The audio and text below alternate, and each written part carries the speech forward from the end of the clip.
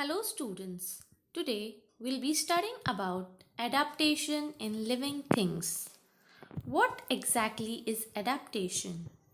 Adaptation refers to changes in the physical and behavioral characteristics of an organism to survive better in surroundings.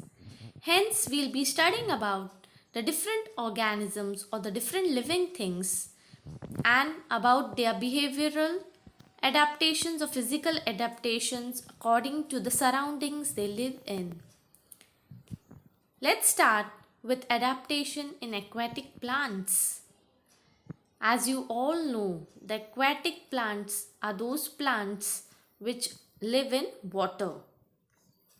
We'll be studying specifically about the adaptations in lotus plant.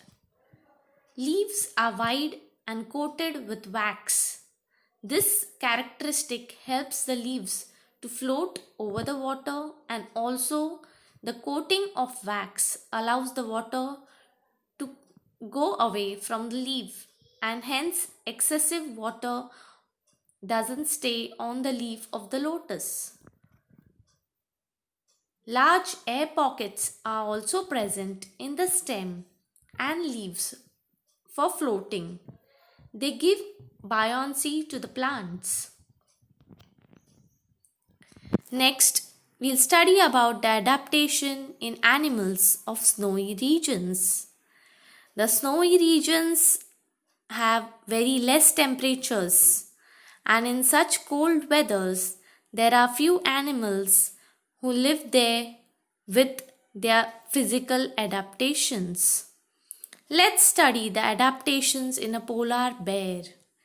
The white fur blends in with snow and ice so that it can protect the polar bear from being noticed easily. Also, the thick layer of fat under the skin helps to stay warm in cold temperatures.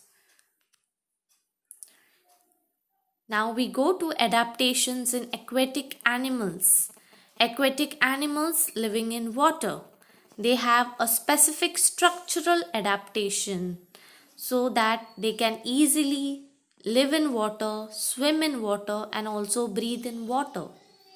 We learn about the adaptations in a fish. The fish have gills for breathing. Also, streamlined body structure helps them for swimming. The fins also help them to swim easily in water. Adaptations in amphibians. Amphibians, like frog, are those animals which live in water as well as on land. So, what are the adaptations in such animals?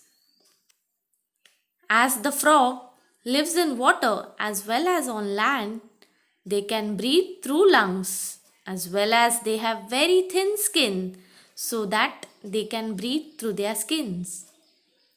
They have powerful hind legs to jump, webbed feet to swim, and they are cold-blooded.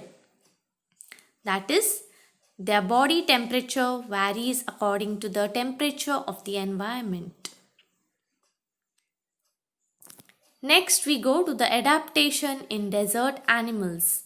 The desert animals have to go through very fierce conditions. The desert condition, as you all know, they are having a high temperature, and also they have to walk through the sand regions.